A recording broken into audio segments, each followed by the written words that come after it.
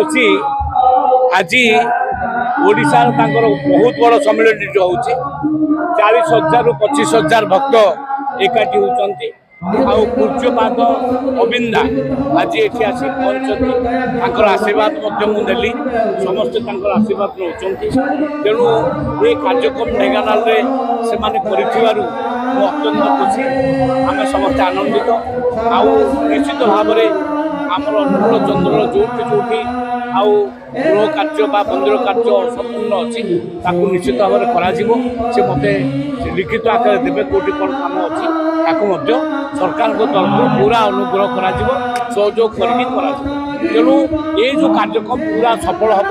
धीरे धीरे धीरे धीरे भक्त मैंने आहरी आसुँच समस्त को स्वागत कर ढेंकानाल तरफ